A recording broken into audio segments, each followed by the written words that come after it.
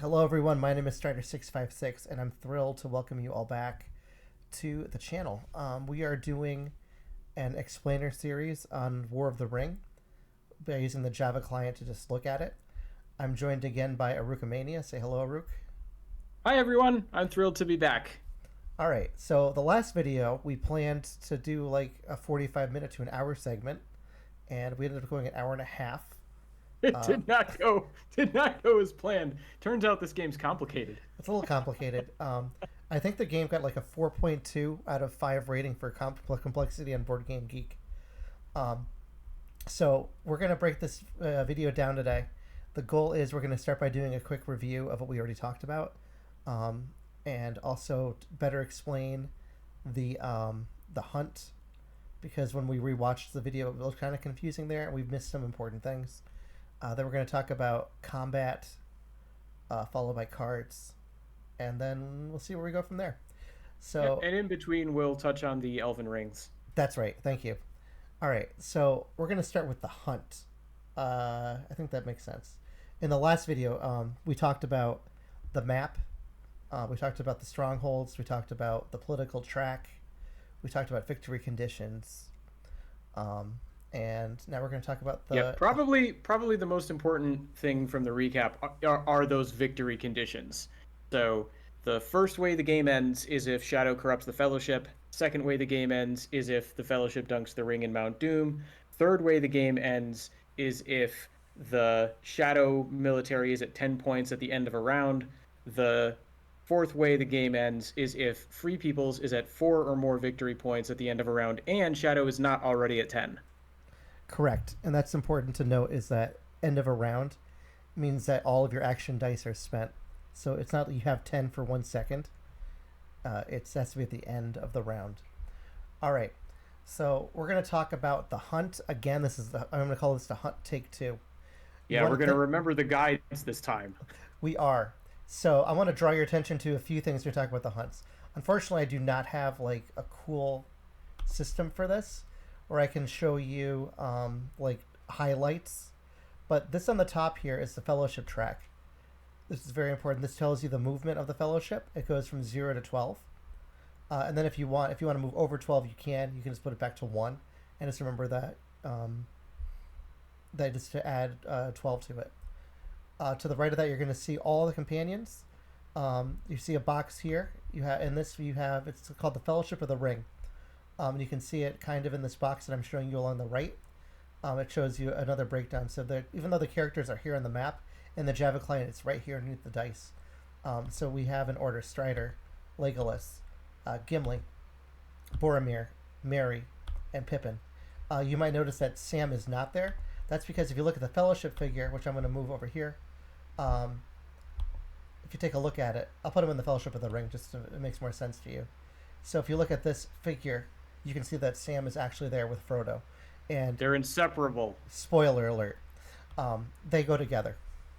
And finally, there's one more companion that isn't here. That's very important, and I'll go to the forest field and grab him. This is Gollum. Okay, so I'm gonna put Gollum here in the Vale of Carnan. He's just gonna watch the Fellowship from afar. If at any Like point, he does. yeah, if at any point the Fellowship is totally empty, Gollum automatically becomes the guide of the Fellowship. Now there's one more person who's not in that fellowship that we just went over, but who is also there, and he's in the other box. Who's that? Gandalf. Oh, that's right. Thank you, Arukimania. So You're welcome. yeah, so on the right, so the Fellowship of the Ring is everyone following, and then there's someone called the Guide of the Fellowship. The Guide of the Fellowship has to be a companion that has the strongest ability. So this might mix up things for you later, but I'm going to briefly go over guide and what a guide means. So the Guide of the Fellowship means that they're technically in charge of running it. If there's ever corruption that happens as a result of a hunt, they are the first ones that can take damage to it, to help reduce the hunt damage, and some of them have special abilities.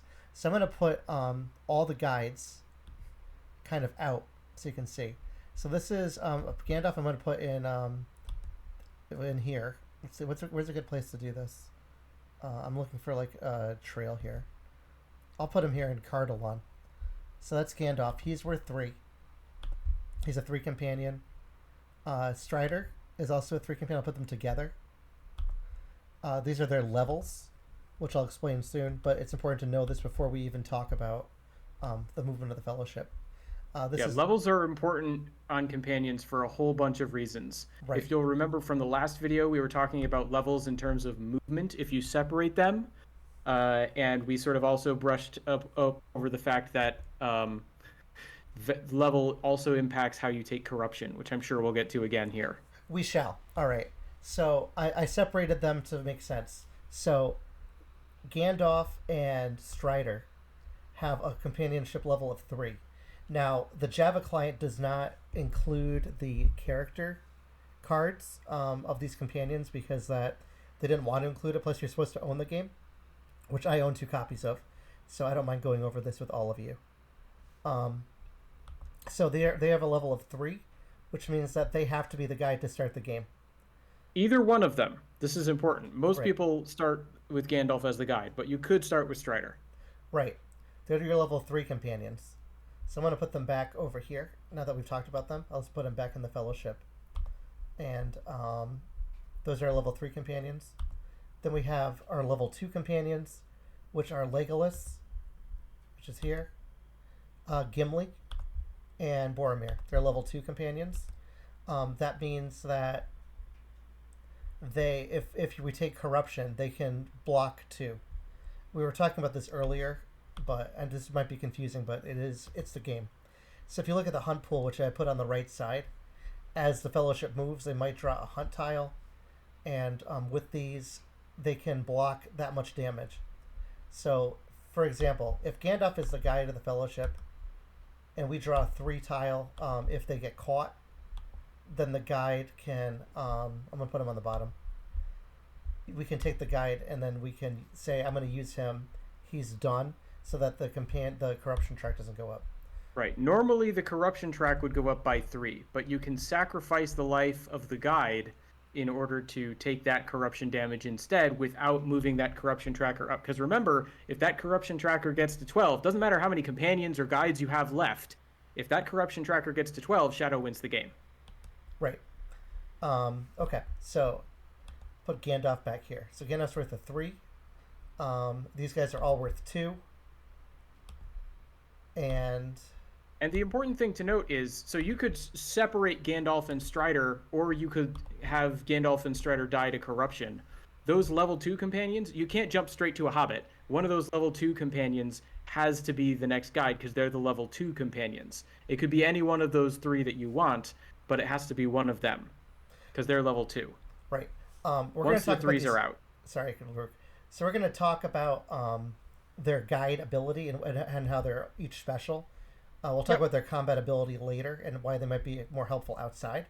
But Gandalf. So just to kind of wrap up the point, because I think we're basically done with it. The hobbits are level 1 companions. Yes. And they're the last ones to go. So you can't pick a hobbit again ahead of. So if Gandalf dies, you can't make a hobbit leader. If Strider goes off to become Aragorn, and that leaves the 3 level 2 companions, you can't make a hobbit straight up a leader. It's only when all the 3s and the 2s are gone that you can move to the level 1, which is the hobbits.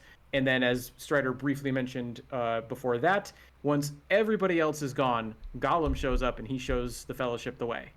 Right. So if they're ever all gone or out of the Fellowship, if they die, it doesn't matter. Gollum becomes the guide and he goes in the box. And the game will remind you of that. And Gollum is the guide for the rest of the game, period. Gollum cannot die. Yep. All right. So, and now we can move on to the guide abilities. Their abilities. Yep. Let's talk about the guide abilities, and we're going to do some classic hunts to show you how it works, to give you some examples. But let me move Gollum back in the force pool where he belongs. Move all these companions back. So I'm going to start with Gandalf. Gandalf's a guide ability, and why people like to start with him. There's 2 reasons. So I'm going to roll the dice. Roll the dice again. Roll it again. Okay, there we go. So we're going to talk about cards soon, but I'm going to draw just 2 cards to start. All right. So Gandalf's ability allows him to use a Palantir action. to play a card. I'm going to play Faramir's Rangers. I'm not going to really explain it. So he can play the card to get its effect, which in this case is bringing an elite into his Gilead and a leader. And instead of killing the card, he is able to draw one of the same type. So there's two types of cards, just very briefly. Yeah. There's the character card and the strategy card. Right. So because what I played is a strategy card, he can draw another one. So Gandalf is great at cycling cards quickly, but he can only cycle cards using a Palantir action or a Will of the West action, which we explained in the prior video. Yeah, the Will of the West is the wild, if you'll remember. And so technically what happens is the Will of the West sort of turns into a Palantir, and therefore it counts as using a Palantir die. Correct. So and then let's say I have a card that I can actually play. Alright, so let's say I draw King Brandsmen. I'm not going to really go over it, but if I use the Will of the West, like Arukimania was saying, and now I play a King Brandsmen, I can draw... This card will tell me to draw a strategy card, but Gandalf's ability makes me draw another one, so I could play one and then draw two. So those are his abilities in a nutshell. People like to start with Gandalf as a guide, and he's OP, because that when he's Guide of the Fellowship, you kind of want to kill him off to get to Gandalf the White. That's the current meta. Unless someone else discovers a new one, we like to keep Gandalf the guide so that we can kill him off in order to get Gandalf the White. And remember, you do that by spending a Will of the West when there's a shadow minion in play, and you get Gandalf the White, who appears in Fangorn or one of the Elven strongholds, and that's the big bonus, is you get that extra die at the start of the next round. Correct. All right, let's keep going through the guide abilities. Yep. Now we're going to talk about, let's say Gandalf isn't the guide. Let's say we have Strider as the guide. I'm going to do a sample hunt, which we did before. I'm going to just put an eye in the pool. I'm going to move the Fellowship, which, if you remember from the last video. You move the Fellowship with what kind of action? The answer, character or Will of the West to move the Fellowship. The shadow would roll. Let's see. I'm not lucky. Well, this is my Java luck. Okay, so I rolled a 6. Just ignore the first 4 rolls. It didn't happen. So I rolled a 6. They're found. This means that I draw a tile, and there's the perfect tile I want to draw. You got a reveal. There's a reveal. That means the Fellowship is going to first take one Pop corruption. quiz. What level of reveal is that? Strider already gave the answer. I gave the answer, but... Yeah, there's one hit, because there's one hit on that 1/6. So it's a 1 in damage, and it's a reveal, which means they have to flip to the other side, and they're forced to declare they have to move whatever their movement is out of Rivendell and put themselves in a new position on the map. Right. So in this case... But that, because it's a reveal, it can't be into a safe place, like a stronghold. Right. So I'm just showing the guide abilities quickly. So now they're revealed. Now the typical way to get out of the reveal is to use another character action. However, I do want to dwell on this because it's relevant to the hunt, and I don't think we explained it very well the first time. There's 2 reasons why being revealed is bad, primarily. First reason is you can't move while you're revealed. The first thing, in order to start moving again, which remember, that's sort of your win condition as free people, you need to move to dunk the ring, and you can't move if you're revealed. So you don't want to be revealed, it's slowing you down. And so it's inconvenient, it's going to cost you one of your precious actions just to be able to hide before you can then start moving again. That's really inconvenient. The other thing that's nasty is the Shadow can play certain corruption cards that will just hit the Fellowship for more corruption damage. So you're vulnerable to corruption from the Shadow if you're revealed, and it's slowing you down as you're trying to progress. Right. So which is dangerous. So now we're going to show you Strider's ability. Strider can use any die to hide, which is huge. So I have this muster. Remember, this is the muster army, which we call the hybrid die. So he could use this, and his ability, he's allowed to flip the Fellowship back to hidden with any die result. So what you'll hear sometimes is what's known as the Strider sprint. And the idea of that is you have Strider as the guide, and you just keep moving the Fellowship the entire game. Now, don't really care about corruption, you just keep running to get to Mount Doom. and you can move faster because you can hide more if you're revealed. Right. So, So to really drive this home, remember how we had a character, a hybrid, and a Will of the West to start with? Normally, if the guide was not Strider, you would use that character to move, you'd get hit, you'd get revealed, and you'd be done moving that turn because you would have to use that Will of the West to hide. Even if you wanted to move further, you couldn't. But with Strider as the guide, you could use that hybrid to hide and then move once more with the Will of the West. So just in the dice that Strider rolled, Strider 656 rolled, yes. Strider, the game character's ability, is allowing you to move faster. So Strider powers up sprints. Yep. And it makes it easier. Um, okay, that's his ability. The other abilities are really easy to go through, which is nice. So I'm gonna get rid of Strider. I'm just gonna kill him off for now. And if you notice, whenever you kill a guide of the Fellowship, it flashes because it's like there has to be a guide. There must always be a guide. As soon as the guide of the Fellowship changes, you need to select a new guide. Yep. So let's. Legolas has no guide ability at all. He's worth 2, so I'm just gonna kill him. Boromir and Gimli, same thing.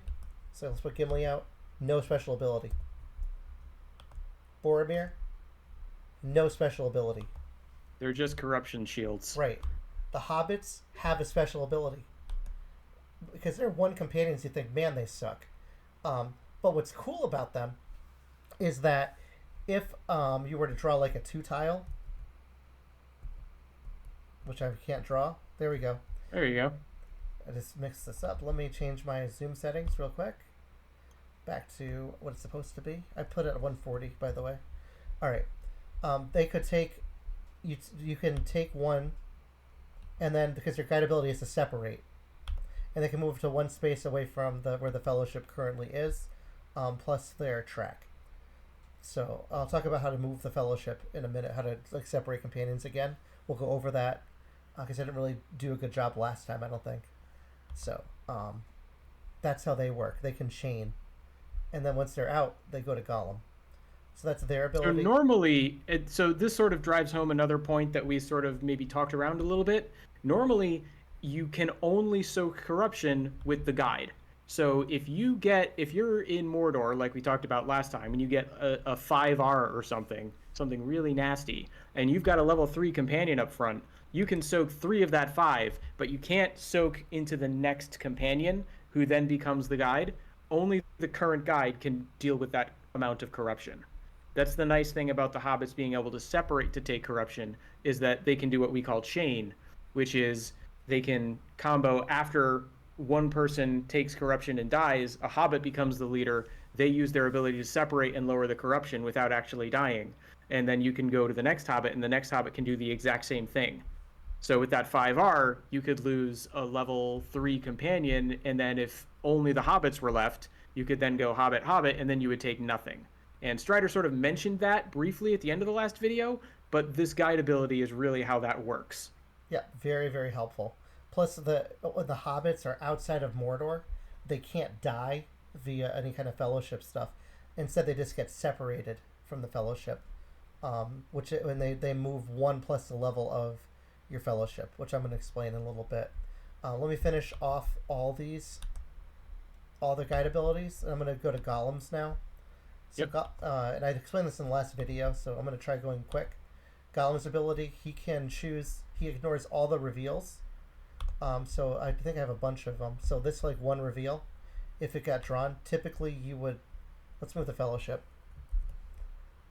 And if they're to get hit with a 1 reveal, typically you'd have to go, oh man, I got to reveal and take the damage. So this is what it would normally be without Gollum. It would go up.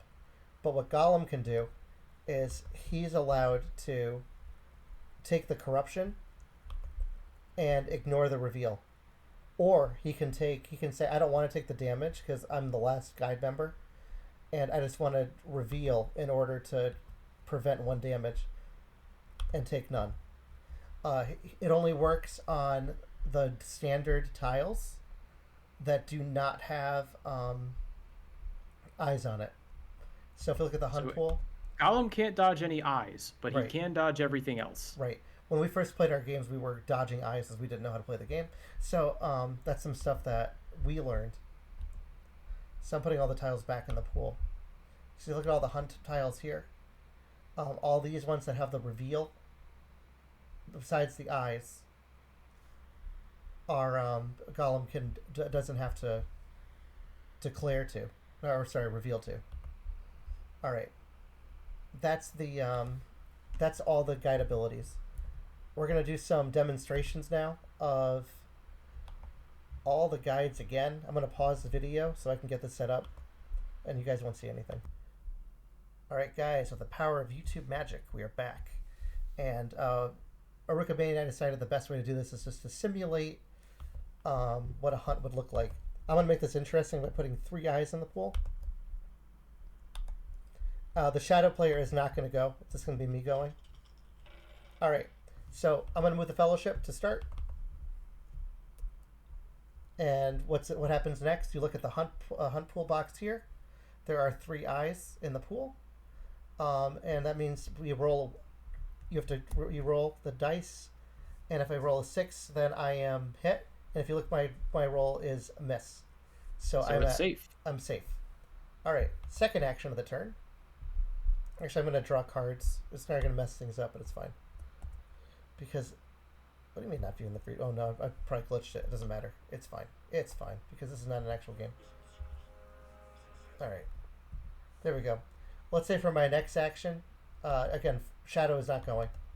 I'm going to play File of Galadriel, which is a card, and I'll explain these later. So, this one allows me to put a blue tile in the pool for later on. Which we can actually go over, which is actually important. That is important. I'm glad this happened. So random, yeah. So I'm playing this. That means now you'll note Go ahead. This doesn't happen immediately. He means later on, because what happens is the pool sort of resets when you get to Mordor. This is another aspect of the first video that I think we sort of glossed over, but there's the sort of before Mordor phase and the after Mordor phase.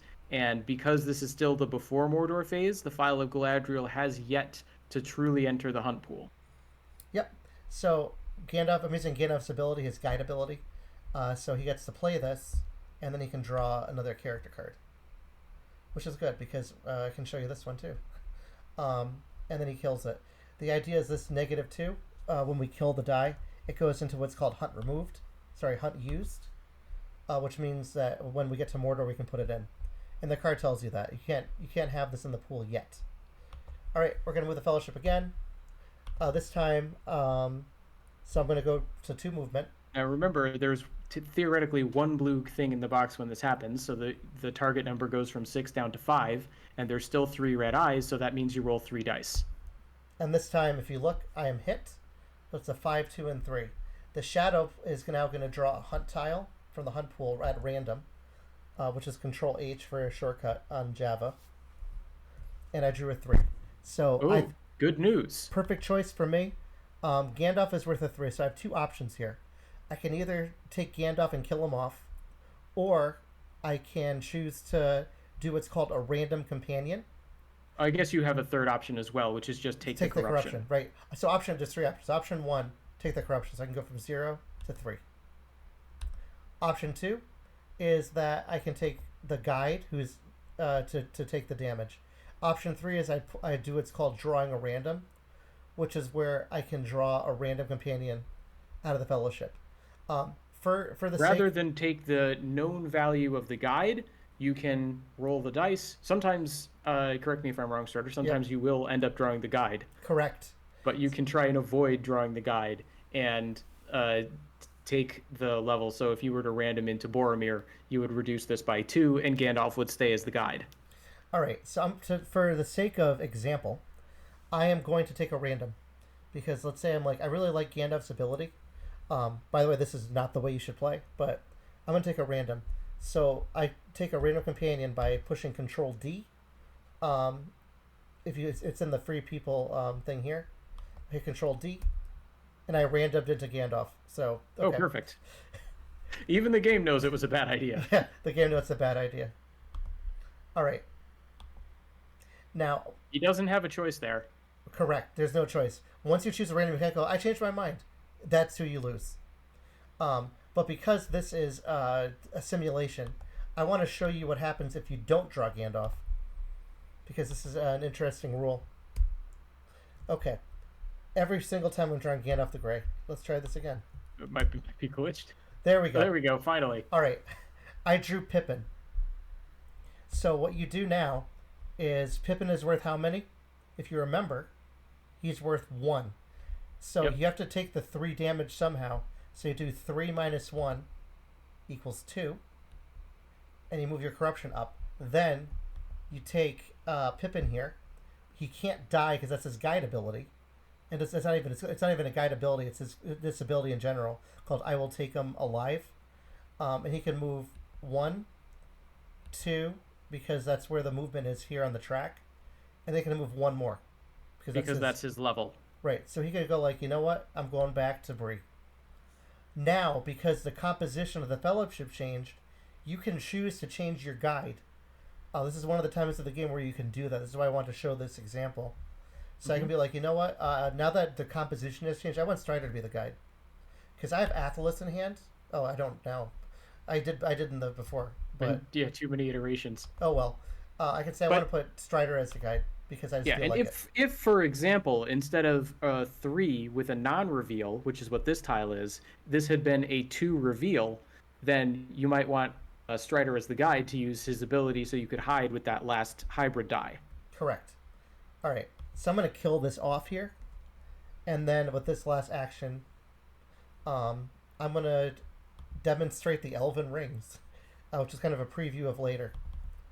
So this is, if you look at it, this is not a character, and this is not a hybrid. Sorry, this is It's not a Will of the West. not a Will of the West. So it is a hybrid. once per turn, the Free People player can use an Elven Ring. He has 3 per game to change this to any result of his choice, except for a Will of the West. And I can give it to the Shadow player, and I can change this result to. And you just tell your opponent. But if you want to be fancy, you can just do it the fancy way here.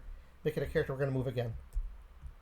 Now, if you look at it, what are we going to hit on? You do 6 minus 2 because we ignore 1 blue. So I hit on 4s here. And now I'm hit twice. Let's see what happens. You still only draw 1 tile. Right. The 2 hits only matters if he draws an eye. That means it's a 2 reveal. I didn't draw a 2 reveal. That's right. okay. So even though that's a hit for 2, he's only got to deal with the 1 tile. All right. This is a sim. Actually, no, I want to use Strider later. So I'm going to choose to take the corruption at this point. So I'm just going to move it up. And that's the end of the turn because Shadow's not going to go because that's the way we normally you alternate. Right, but we're not doing that. We're just doing fellowship movement. Yep. All right. So we're going to roll again. Now we're going to the next turn. So at the beginning of the turn here, I'm like, I want to have Gandalf as the guide again. So I'm putting Gandalf as the guide. Let's roll and move the fellowship. All right. So here we go. Let's put some eyes in the pool. Oh shoot! I drew a random companion.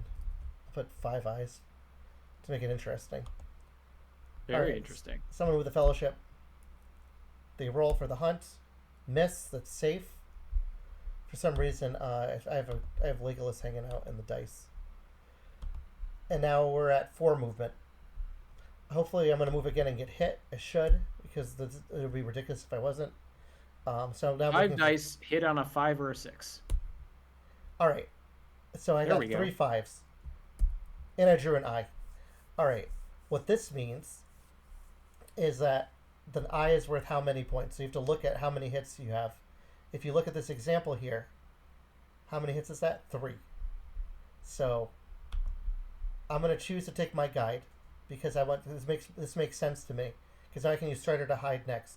So the first thing you have to do is you have to take your corruption before you do the next thing. Now if you look at the eye, it shows a reveal icon. That means the fellowship are revealed. So we have to look at the track up here. They are currently at 5 movement, so they can move 5. So I'm going to flip them, and now we're going to move. I'm going to move them through a stronghold to show you how that works. 1, 2, 3, 4, 5. If I do this, I risk the fellowship having to draw a second tile. which could be dangerous for them. Oh, sorry, I forgot to put a guide out. You have to put your guide up before you do this. Um, if I do this, I have to draw a second tile, and some people might be scared of that. Anytime you walk through a shadow stronghold on a reveal, you need to draw a second tile for the stronghold. Right. If you draw through, or you're currently in and you get revealed out of, or you reveal into. Those are the three ways to do it.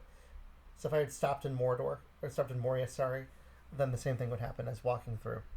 Mm-hmm. The other option is you could go, you know what, I don't want to go through there. And you instead you go this way, 2, 3, 4, 5. You can choose to go here. But for this example, we're just going to go through 2, 3, 4, 5.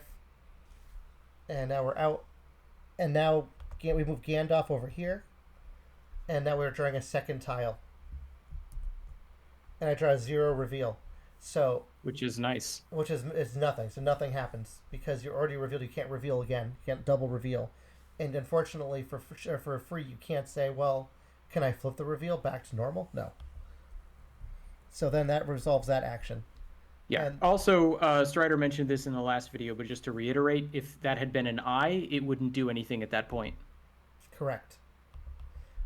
Also, note what's happening to the tiles. So if Strider, you might want to go over to where the tiles have been placed as they've been drawn out of the hunt pool. Yep. So there's the hunt pool. Hunt used. And there's the hunt used. Now there's still that file of Galadriel in there, but the other ones, so the eye, so the other ones, the 0, the 1, and the 3, those are no longer of any concern. The eye and the -2 have a future ahead of them. Correct. Which is important to note as we go through. So I'm going to use the Strider's action to flip the Fellowship. I'm going to give an example of separating companions. I think I'll do it now. So I'm going to use a ring just to change this. Again, making it interesting. And I'm going to separate companions using this die. Oh shoot, the die I already have. I'll pretend that's a character. So I'm showing you the Elven Rings now because it's easy, it makes sense to me. And if it doesn't make sense, it's okay, because it will. Yeah, the Elven Rings are pretty straightforward. You change a die result to what you want. The downside of them, as Strider has noted in passing, is you give them to the Shadow player. And that means the Shadow player can do the same thing. They can, once per turn, change any result of their die to whatever they want. Right. With, of course, the limitation on free being you can't change a result to the will of the West. So at this point, I'm gonna demonstrate Strider leaving the Fellowship and going to hang out in Minas Tirith. Because if you look, that's 3 away. So what Strider can do is he can leave the Fellowship using a character action or Will of the West. And I'm going to take Boromir with me because he wants to go help. And maybe Boromir made friends with Legolas in this version, so I'm going to take him too to make it interesting. So they're all going to leave. They can move up to 3 away from the Fellowship's current location. They're at 0 now. So they can go 1, 2, 3 and make it. If the Fellowship... they can do that because Aragorn is leading them. Correct. Or Strider is leading them. Yeah. And you always follow the maximum value of the highest companion's level. So he can So move if 3. Boromir and Legolas wanted to go off on their own, they could only go 2. But because Strider is there, they can go 3 as a group. Right. And if my movement was higher on the track, then what you do is you can do 1-2 movement, and then you do the leadership move. The level of companion movement after that. So that would be 5. Just like we did with the Hobbit earlier. Yep, which is important to note. All right, a few more things about the Fellowship movement. I'm going to stop moving them because I think the Shadow might want to make it a little bit more likely that they hit by moving some things onto the Fellowship. That's a great idea. So that's a good idea. I'm gonna roll these dice. All right. So if you remember our last video, we talked about what this does. So I'm gonna make this harder for the Fellowship to move. If you put a Nazgul, and let's put a random orc. This is not a legal action, just so you guys know. You put them on the Fellowship. What this does is it causes what we call rerolls. So if the Fellowship decides to move again, this is nuts. I would never do this, but this is a video. It's a crazy move. All right, so I roll 5 dice, and I hit on 4s. That's 3 hits, and then I re-roll 2, because there's a Nazgul and there's a an orc. The Nazgul allows one reroll, and the Orc allows another. Right. And it can be and sorry, it can be any shadow unit. It doesn't have to be just orcs. Right. And it has to be a Nazgul. So in this roll, I have 3 hits. Then I draw, and It it's an also eye. doesn't.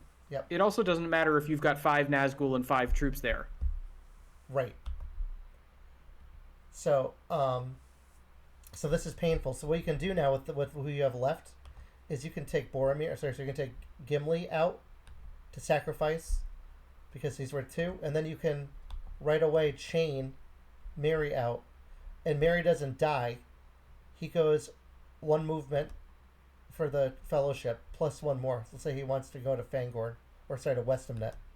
So we can do that. And now we're down to Gollum. And now Gollum's the guide. All right. And then we have to reveal. All right. I'm going to show you another example. So I'm just going to rush a little bit. We're going to theoretically say that the Fellowship hid and moved 1 successfully. At the end, and then we're at the next turn. So I'm going to take all the dice back. At the end of a Fellowship, at the end of the turn, the free people can choose to declare the Fellowship where they want them. So I can say I want to put them in a stronghold. If they ever go to a stronghold, or I think a city also works, they can heal a corruption back down on the track. Yep, and you'll notice that the most efficient path to Mordor does not involve any strongholds or cities or anything like that. So you're going a little bit out of your way. But if your Fellowship is really hurting, then sometimes it helps to go and get some healing in a friendly stronghold. Yep. You can't do it if the stronghold's been conquered. Right. Yeah, that it only works for unconquered strongholds. That's good to know too. Okay, and that's kind of how the Fellowship works outside of Mordor. So things to note are that the Shadow can get rerolls by putting enemies on them, and the free people can heal if they continue to declare in a stronghold.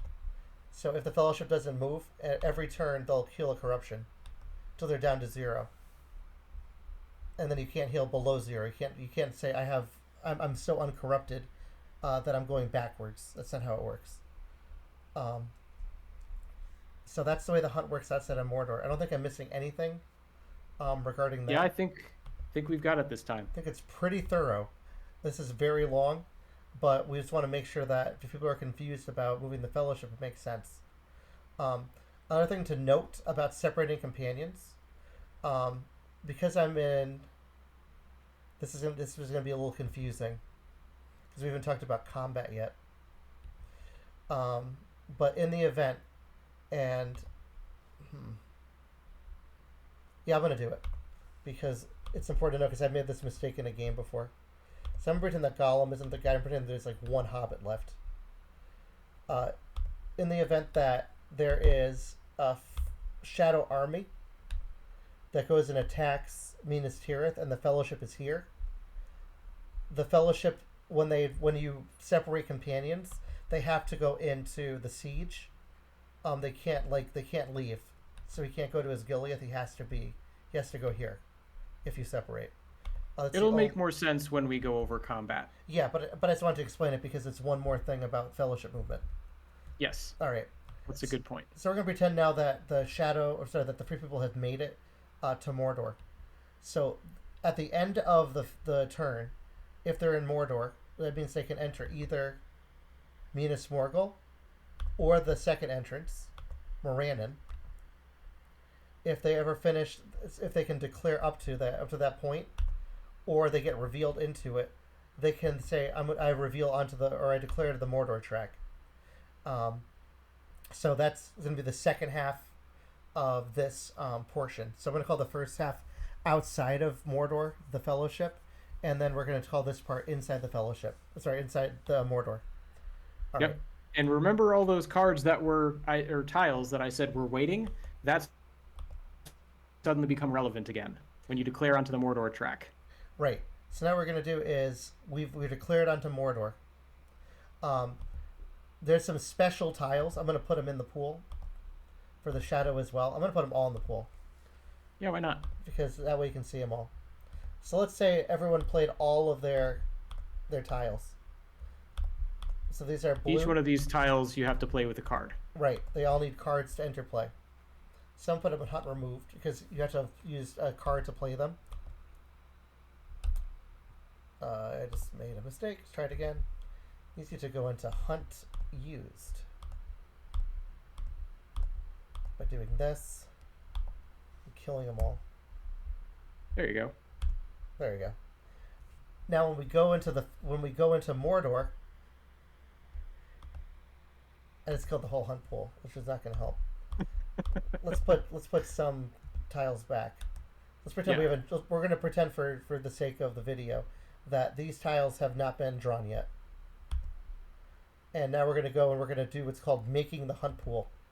So you take every tile that's an eye or blue or red and you put it in the pool. So I'm taking all the tiles. Yep. The eyes. So all the special tiles and all of the eyes. All the colored ones and all the eyes. And now this is the hunt pool.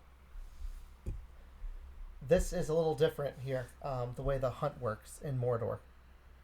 The way the hunt works in Mordor is there's no more rolling. Instead, every time you move, you draw a tile.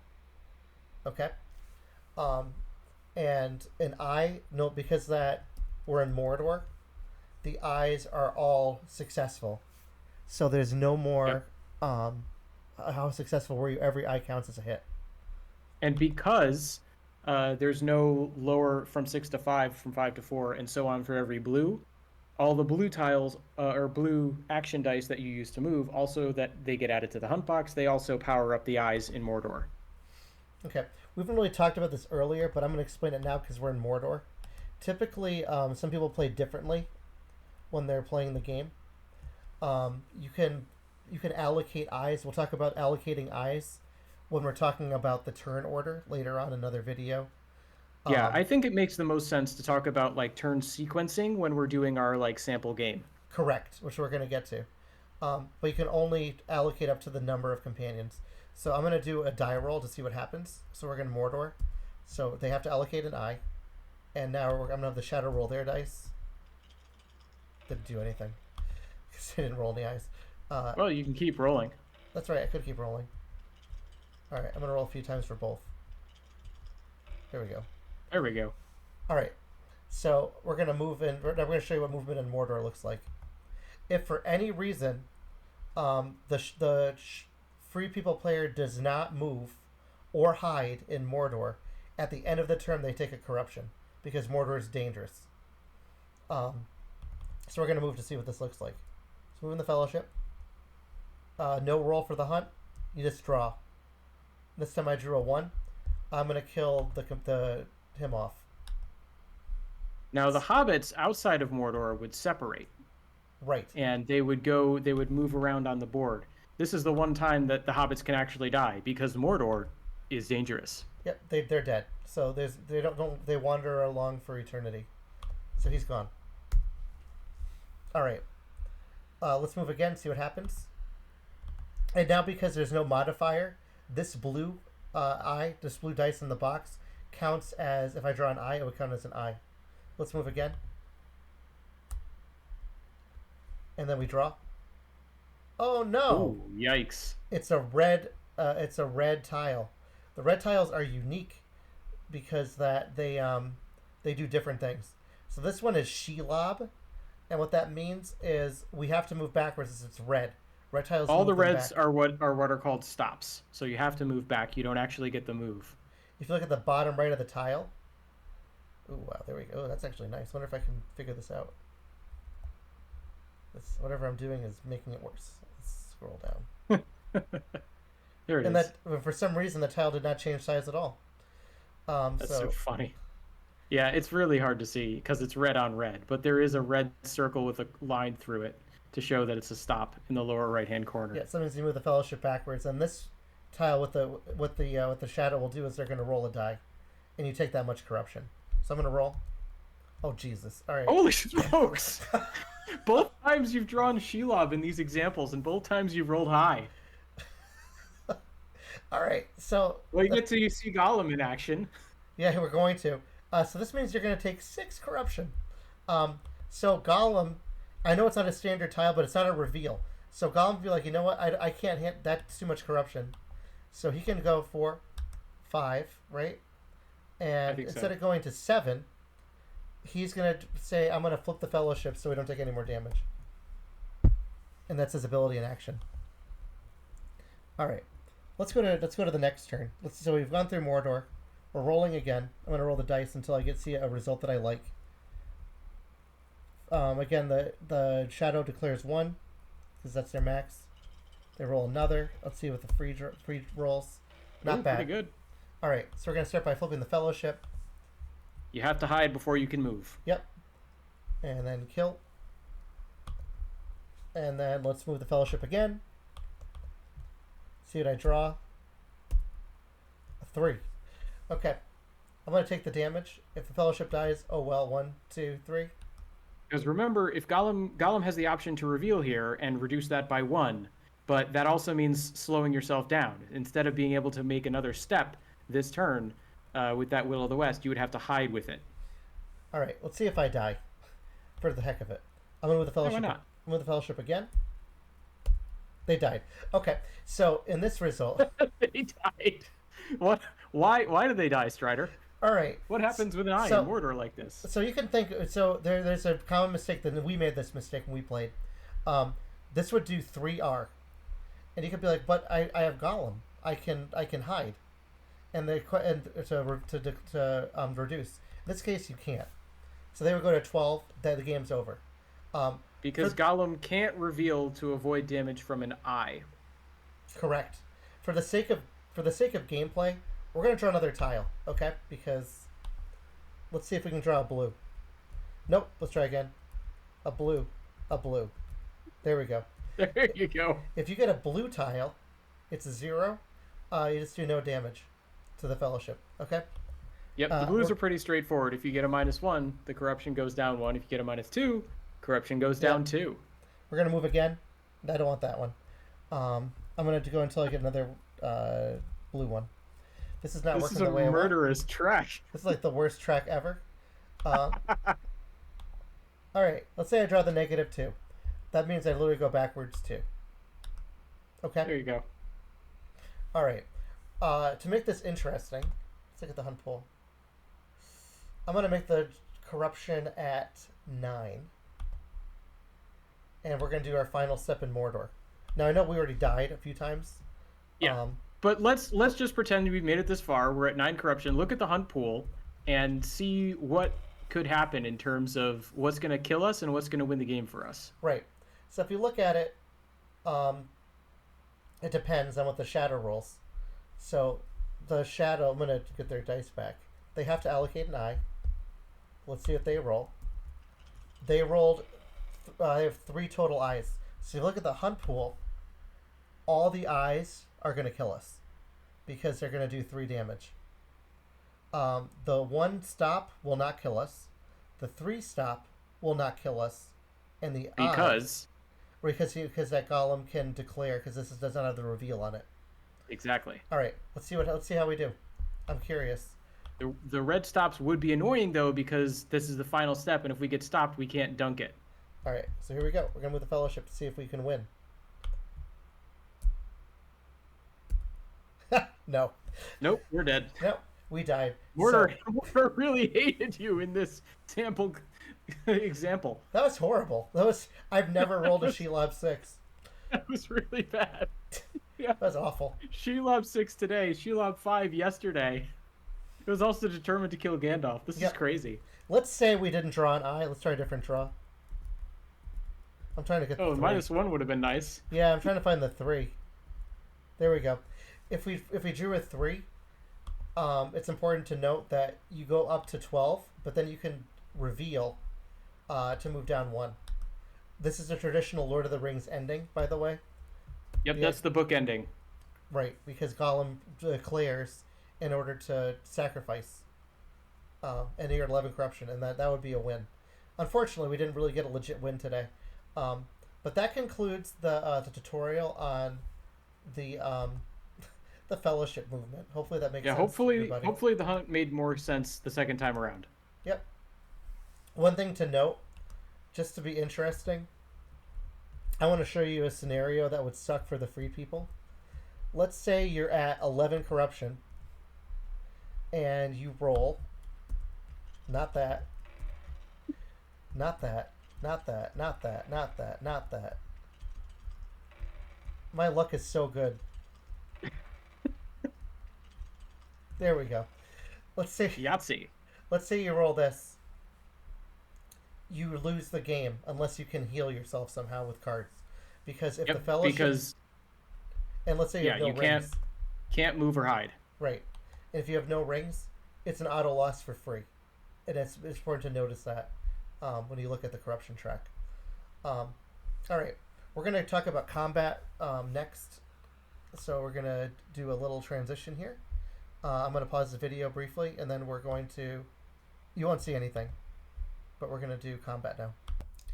All right, so Arukimania and I discovered that if you look at the time on your video, we're at 51 minutes, and this is supposed to be a review. Um, so, again, a little complicated, but hopefully that helps explain everything you need to know about the Fellowship. We're now going to talk about combat. We don't think this is going to take long. All right. So for this example, we're going to put, if you remember in our last video, we're going to put Sauron to war, and we're going to put,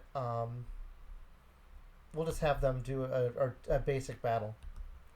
In order for,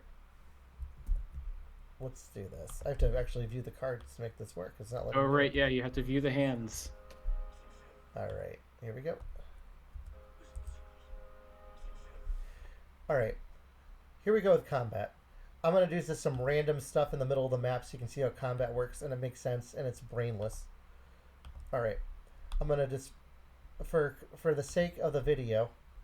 Yep, we're gonna do the most basic version. Most basic I can do. I'm gonna do 5 units of shadow versus 2 units of the free. We're gonna fight over here in No Man Lands for no reason.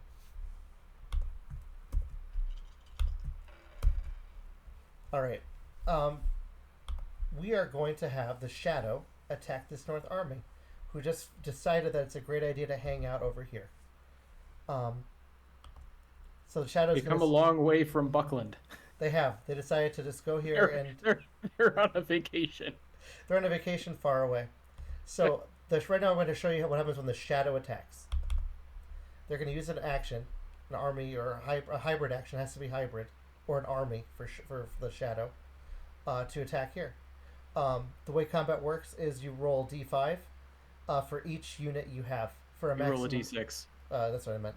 You roll a d6, and you hit on 5s or higher. So then the combatant rolls first, followed by the defender. Typically you roll simultaneously, but that's not possible in these kind of games. So we're going to do a sample combat. Here we go. The shadow rolls. Okay. And then they got 2 hits. Yep. And the free got nothing back. That's what my games feel like all the time. So in this example, these guys would be wiped. They're dead. Now why would they be wiped?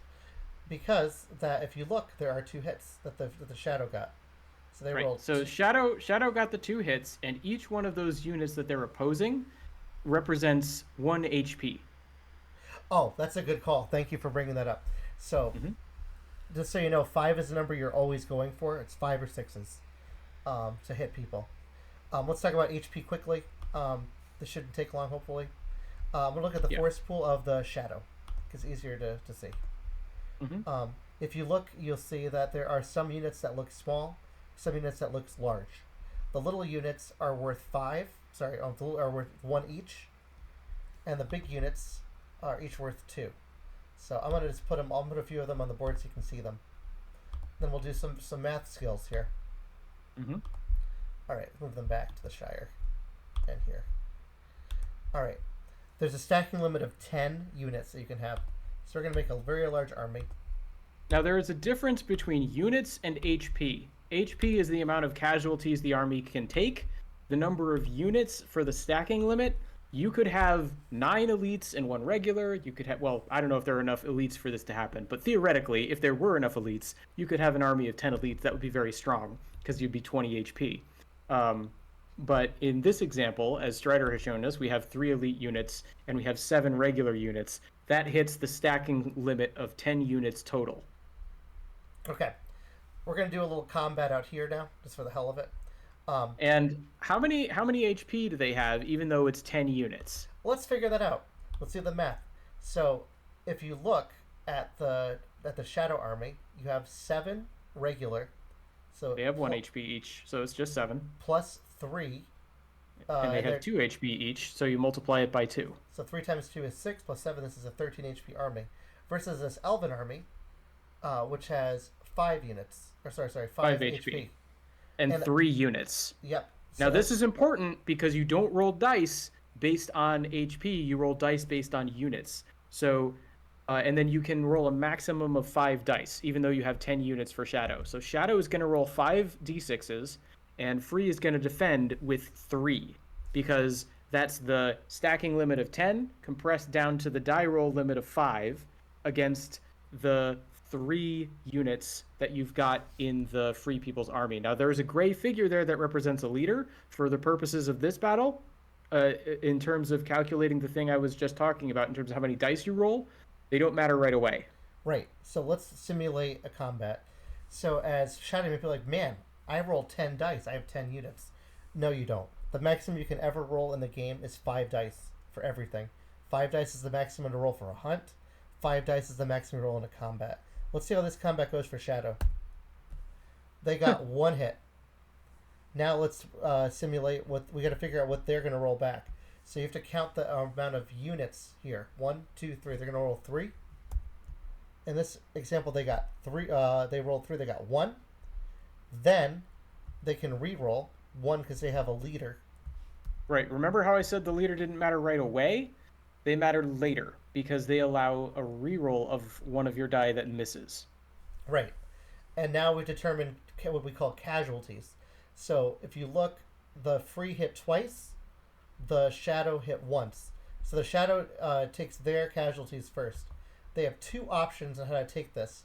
They can either just kill 2 guys off by doing this, or they can kill an elite unit by just killing it, or they can downgrade 2 elite units to orcs. Okay?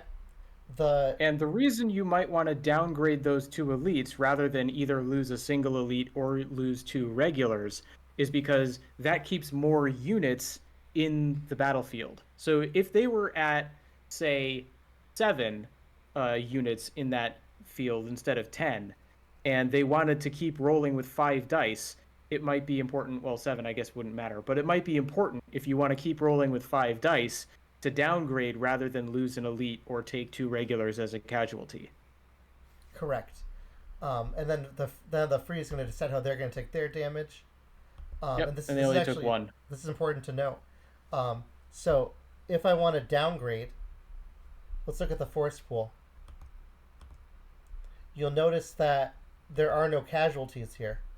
So if I decide to downgrade an elite unit, that says warning, no units available in casualties. Elite was downgraded from the reinforcements. So it took from the reinforcement pool instead. So you can never bring that elite back, or that regular back. Okay? Let's say I don't want to do it that way, and instead I just want to take the damage by killing this regular off, which is what I'm going to do so that doesn't become an issue. And then and that's what we're going to do. Now what happens after this is the attacker says if they're going to press or not, or press the attack. So they're going to say, I press, and the defending player can choose to retreat. They can retreat to any land that doesn't have, that's neutral, or it can also be not of Friendly. their area. They can run into if needed. So they can Has to be neutral or friendly. Right. So yeah, they can't escape into a shadow. So like, let's say the combat happened here, and this is just for the sake of example. Mm-hmm. if they were attacking, let's get the Nazgul the hell out of here. Let's put them here. If the combat happened here in Western Nemuil, and then they can't say, "I'm going to retreat into Dol Guldur and take it over." You can't do that because that you can't cross an enemy border, but you Right. can cross into a friendly border, even if they're not at war. Mm-hmm. The second option is you can choose to continue the fight if you want, and that's how combat works. And you can just continue that fight over and over and over again until one side is completely decimated. Possibly both sides are completely decimated, as long as you're both fighting in a situation like this where you're out on the open plain. Right. That's combat. I'm going to talk about leadership for the shadow player. The shadow player rolls leadership for the number of Nazgul, or if Saruman is in, the number of elite units in the battle they can reroll. So I'm going to talk about the bonuses now of different settlements and how that works, how that affects combat. All right. I'm going to show you an example of. We're going to do the do line like we were talking about before, Aruk. Yep, makes sense to me. All right. So the typical movie you're going to see shadow or free people do a lot is they tend to move one guy down here, and the reason for that is it'll allow free to muster down quicker. So we're just going to show you a combat against this guy here, and how that would work. All right, we already did this kind of, but let's say we're attacking. So we're attacking Old Forest Road, and now the first thing you do is you determine if you're going to play a card, and Shadows is not going to play a card because we're not doing cards right now. So and then Free would also have the option to decide whether or not Shadow's playing a card. They find that out, and then they decide, am I going to play a card? And again, for the purposes of this, we're going to say no. Right. So the first thing you do is you want to flip the north to show that they're being attacked. So they've been activated. Now you do the combat. That's Shadow's roll. They got one hit. Free got nothing back. There's no need to re-roll, by the way, if you have your hits. Don't re-roll. So technically, even though those Nazgul are there, you would get 2 re-rolls on those misses. But they really don't matter. You only needed 1 hit, so it's just save everyone some time. Right. So in this example, Free got destroyed. Let's say Free didn't get beaten here. Let's say they hit a 6 and Shadow missed. They didn't get any Completely 5s or 6s. whiffed. So pretend they whiffed. What they can do now is they can say, "I choose to retreat." Oh, sorry. They also move down. I'm sorry, because they get attacked. So they activate and move down, and now they can choose to retreat anywhere. So even though they're not at war, they can choose to retreat into Woodland Realm. Normally, they would not be able to do that. This is a very specific scenario that lets that happen, and this is why you see this move so much for people who want to defend the DEW line, which is the acronym for Dale, Erebor, Woodland Realm, by the way. Correct. All right. So for now, I'm going to retreat into Woodland Realm. Yep. All right. Now I'm going to simulate a combat on a city, which is worth 1 point. So Shadow's going to say, "I want to attack into Dale." Okay. Now, Free has an advantage here. They in the first round of combat only, the target number for Shadow changes from 5 to 6. So Shadow only hits on 6s. Free only hits on 5s. Let's see what happens in the simulation here. I'm guessing I'm probably going to beat them. Of course. Okay. Mm-hmm. So Shadow got. But you get a reroll. Right. Free people rolled a 2, and they re-roll, and they get a 5. So in this example, that still hits for Free. Yep. It's important that's actually cool that I rolled it. So the first thing that happens, now we take casualty for Shadow. They took 1. These guys are dead. What's important too is as they're moving in, they attacked, right? They attacked, and they took over a settlement. They took over a settlement. And that means so now the North is at war. Right, and now it's a victory point here. Yep, because Shadow just got a city, which is worth 1. Now what Free can do is they can muster on a mustering point. So they can muster in Carrick now. Let's say they want to bring an elite. I do want to clarify. Yep. The target number moving up to a 6 for the Shadow player. That happened in Dale because it's a city. Mustering points are not cities. So that Carrick place, if Shadow had attacked a unit there, it would still be a 5 or a 6 that they would need to hit. Correct. And actually, let's simulate that quickly because we're almost done with the combat because we're trying to go as fast as possible with this. I think it's pretty easy. Yep. So they mustered, and let's say they didn't muster anybody. Let's say they didn't muster anybody. So what Shadow can do is, let's say they're moving around. They can leave whenever they leave an area. They can leave a block, which is called a. I have to find the right pool. There we go. You see how there's that red symbol? That means the Shadow owns this location, and the free cannot muster there. So they don't have to. You don't have to leave one guy behind. This isn't risk. They can just leave their stamp. Right. Although it is important to note, you don't have to move that entire army. If you do want to leave some troops behind, you can. Right. In this example, if I were Shadow, I would, because if you look at Woodland Realm, there is a Northman here. And I'll show you kind of how that works in a second.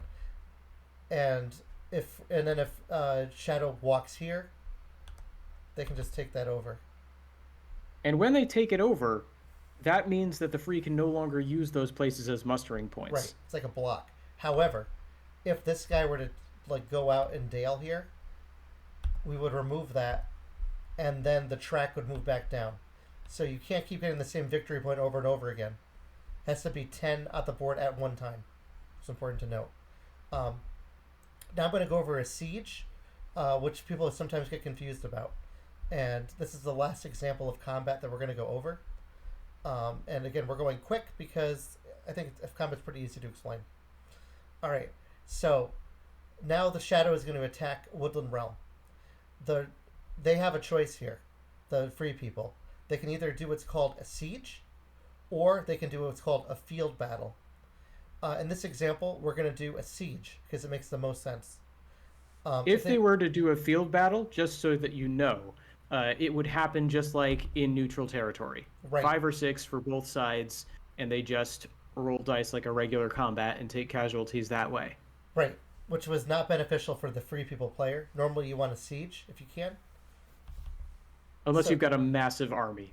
All right, so I'm going to explain how sieges work and how it works in the Java client. So if you look on the left side of the board, we haven't really talked about it. These are all of the strongholds in the game, including the Shadow strongholds. So they're all on the board. So all you have to do is you double click on the board where that is, Woodland Realm, and they go into siege here. And then the Shadow player can now stand on top of it. Okay? Now we're going to do a siege combat. So that's one action. So Shadow goes to attack, and the free people retreat into a siege. That's the end of that attack. Yep, so I'm going to kill that die. Now they can choose to say, I want to fight. And we're going to do a combat and to simulate what happens. So yep, they do another die, and they can attack into that siege. Yep. The target is 6s, always for sieges, for the Shadow player. The attacker. In this case, it's Shadow. The defender hits on 5s and 6s, so we're going to see what happens in this combat. So they rolled no hits, and they can re-roll twice. No hits. Now Free's going to roll back. Okay. Holy smokes. The elves can fight. All right. So they're going to take their casualties. The elves would have hit on 5s too, by the way. Yeah. And now the Shadow has to choose if they want to press or the attack or not. Now this is where elites are important. Elites work as ways to extend the siege. So siege extenders. Normally you can only attack once into a siege with one attack die. Yep. So you can say, I want to press. So you have to write press, and the free can't run away. They can't run deeper in their stronghold. They have to stay. So Shadow can say press by doing that. By doing this. Let's see how round 2 goes for Shadow. By doing that, he means downgrading an elite. So you take one casualty on yourself, essentially, because remember, elites are 2 HP. You downgrade them to a regular, so you're essentially losing 1 HP in order to continue the attack. Right. I also decided to move the elves down to war, or closer, so that first attack on just so we're explaining, the first attack moved the elves down to get them under siege, and now we're here. Because we press the attack, they don't keep moving down each time you press. All right. So their Yeah, that's first roll was important to pretty note. bad. The second roll they got one hit. Now the free's gonna roll back. Let's see what they do. They got one. That's more normal. Okay, we go. So they got one hit. So the first person to take their casualties has to be the shadow, and then the free can be like, I'm gonna take I'm gonna downgrade this guy here. But again, I'm Because pulling that way they can still roll with 3 dice. right. Because there's 3 units there. Yep. And shadow cannot press this attack. Right. Um, Because they're out of elites to downgrade, and they've already exceeded the once per attack die rule for sieges. all right. I'm gonna do one more round here just to simulate. Let's pretend for a second that Shadow did horrible. All right. So they did horrible. They got hit for everybody except for one guy. What Free can do, if they're at war, if they're at war, they can choose to attack out, and that's called a sally, which is a field battle. So they can say sally out, and they would roll for 3. What's interesting with this example, I'm going to try it. The elves are not at war. So now we talk about what's called a rear guard. Are you actually going to explain this? The only time that would ever happen. This So, is so rare. so the Northman is going to try to sally out and kill this guy. These elves are not at war. They're just sitting back, even though they've just watched all their countrymen die. They're not at war yet. So they're going to sally out. I'll use this die. But the Northmen's been upset since the Dale and Carrick got stomped. Yep, and you can They're use ready either. to go. What's crazy is you can use either the character die or the hybrid. Even though this is an elven leader, the leaders count for both nations equally. So the elven leader does not say I don't want to fight. If there's any unit that fights, it will fight. Let's see how this combat goes. I just want to see if it's interesting. So the free attacks first. They miss. The reroll is a hit. Nice. The shadow rolls back. They hit. So he would die. Then they die. And it now lifts because the there's siege no one on the for siege, the siege is over, and they're out again. Now, the other important thing to note about sieges is all the defensive benefits that they have. There is one defensive benefit that you give up, which is you can no longer muster into that region while they are besieged. Yep, that's correct. That's very important to note. Also, what's important is that you're blocked from like getting out of the siege, and that the shadow can do is they can just leave one guy on you, just to annoy you, and then Just to go hold after the other siege. places. Right, Yep, and then go somewhere else. right, And as this is where we were saying before, if you have the Fellowship in a siege, they're also stuck. So you can't separate and then run as if you're not in the siege. right. The Well, last thing they're only sort of stuck. But yeah, we talked about that before. I think I've discussed everything there is to discuss about the combat. I briefly talked about rearguard. I'll kind of explain it one more time with a sample battle with some Northmen here. And I'll have them fight like one orc or 2 orcs. I'll put them over here. The free people can say, I'm going to only fight with my 2 regulars. And this guy in the back is rearguard, so he's not fighting. So in this case, you'd roll 2 dice. The shadow would roll 2 back. And okay, I'm gonna press the attack just to be interesting. So the shadow got 1 hit. The free didn't. They're gonna press with 1, and the shadow's gonna stay, because you can't change your units partway through the battle. So they only have 1 die. They miss. Shadow rolls. Let's say they get 2 hits like that. They can only hit 1, because that the only person participating is this guy. I'd never see people use the rear guard, but just so you know how it works. If you really want to be defensive of some place but still attack out at the same time, maybe you can use it. But the vast majority of the time, you just want to attack with everything you have. Right. You cannot choose if as a defender to have rear guards because they're all attacked. The Yep. only way you can use rear guard is for the attacker. Um, Yep. That's important. yep, and that's the combat idea. Um, I want to talk about the companions, how they can impact the battles. It shouldn't take too long, so I'm just gonna go through all of them. The hobbits, I'm gonna just put we're gonna go in Rohan. There is one shared characteristic of the companions in any fight that they're part of, which is they add leadership. Correct, and their leadership is equal to the number. Not necessarily. It doesn't say it's their level, but it's not. It'll tell you in Java what their leadership is. I'm gonna put them in Gondor because there's more people down here. Makes sense. All right. So, um, in this example, you have 7 leadership here. Um, Strider, Legolas, Boromir, and Gimli all have what's called a Captain of the West ability. Um, so what I did in a game against Arukimania once is, in our first ever token use game, is I separated all the companions, but I put them in Rivendell. And I took this elven army, minus the Fellowship, and I marched them into Moria and attacked. Now, typically, you only roll with 2 dice. The Captain of the West ability allows you to roll an additional die per Captain of the West. So if you look here, these 4 are all Captains of the West: Strider, Legolas, Gimli, and Boromir. So they can roll, you would think, 6 dice, but the max they can roll is, as we said before, 5. So their ability is to roll additional dice. So they can roll 5, and they can because re-roll, they still count as leaders, they can re-roll their own dice.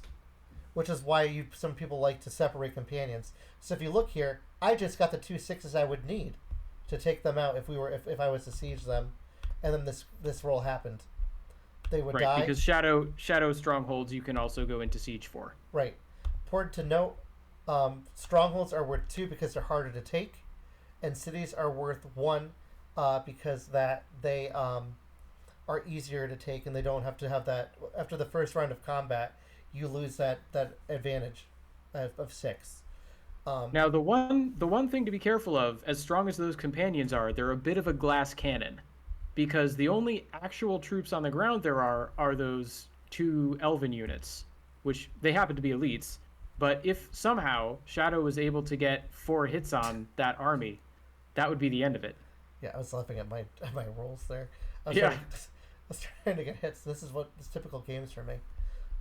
So yeah, so if there was only like 1 unit out here, and even if the free is attacking out, if they ever die, if the unit dies, if they're with all the companions who are out there, die with them. Period. There's no saving that. The only exception is if like the companions are not on that region with them, then they Right. won't If die. the companion is part of an army and the army dies, the companion goes with them. If the companion is off on their own and an army dies, then it doesn't matter. Yep. And we'll talk about Gandalf the White's ability, what he can do in combat. So Gandalf the White cancels Nazgul leadership. We talked about that earlier. Yep. So as a Nazgul leadership, they cannot roll, and that's it. I think So you cancel the rerolls. Yeah. we've covered combat with the exception of one more thing I want to talk about. So the cities, the Shire, Dale, Edoras, and Pelargir offer on the first round of combat. 6s are the target number for your opponent. There's also 2 more areas I want to discuss. That's the Fords of Eisen and Osgiliath. You see there's a little picture here. They're worth nothing for points. Yep. But they're what's called fortifications. And for these, you have to hit on 6s for the first round only as well. But it's not worth points. Right. So they're sort of like cities that don't offer any points to the enemy. All right. Well, that's combat. Let me see what the time of the video is to see if that's good for now. Do we say we're going to do cards today too? Or That was the plan. I don't know if it still is. we can do it. We have 10 minutes. That's not bad at all. So No, that's not too bad. yep.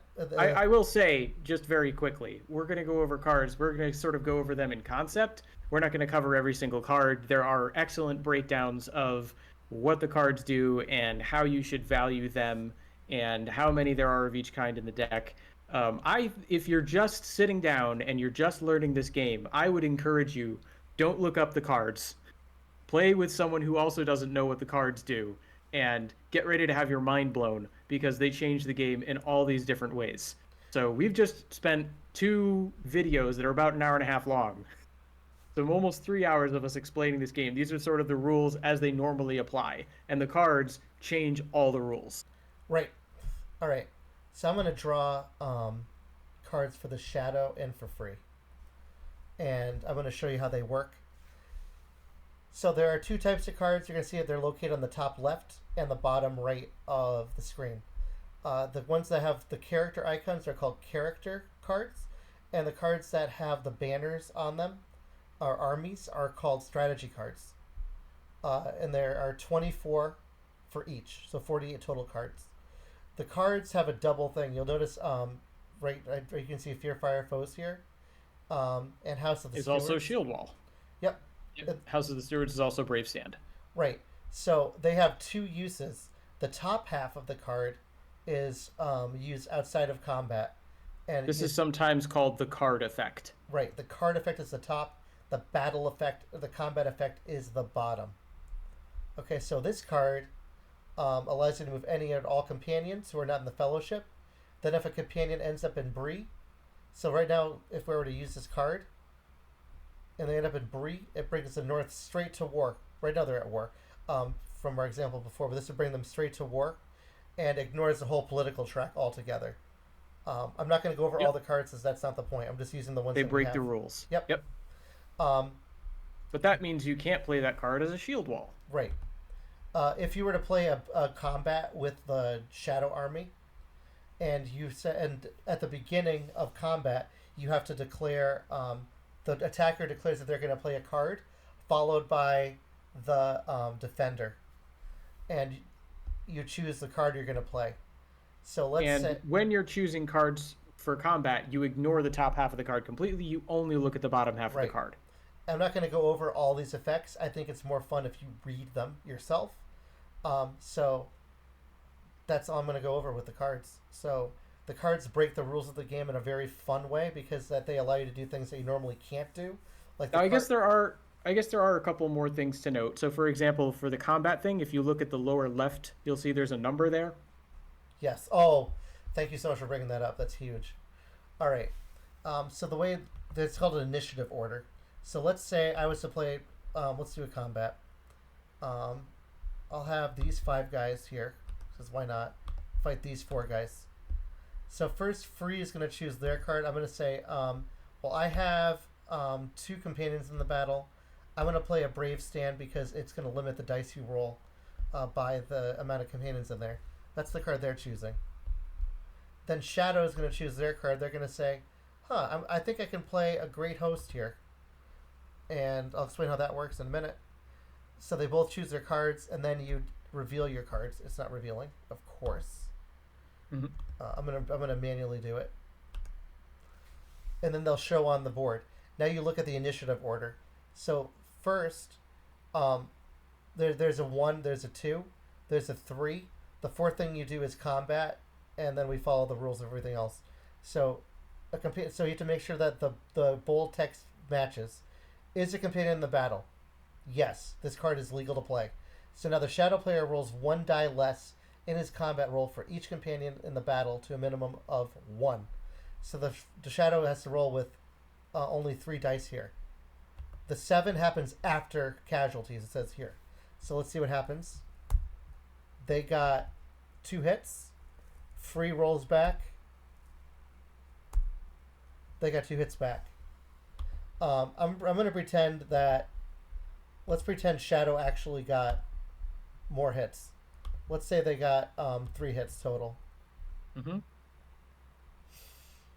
Oh, well, and so you'd look here, and then you'd say, does Great Host trigger if, after removing casualties, the combat roll and leader reroll your army units are at least twice as many as the enemy army units you score one more automatic hit. So now we look to see if that's true.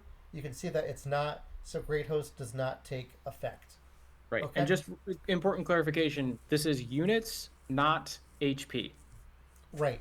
For Great Host, that's a huge clarification. But I want you guys to discover the cards on your own, and Right. just enjoy the game with it. Yep. Other important things about cards, you can only have 6 at a time. Yes. So I'm gonna draw cards right now, just so you can see. So I'm gonna draw free people cards. Notice on the top left, you see how it went red? That's telling me that I have too many cards in hand. The way this game works is you do draw cards and then you choose one to discard. When you don't like, you just say, I don't like Path of the Roses, delete. So you can only have 6 max at a time. Every you get cards every turn. You draw one character and one strategy card to start the game.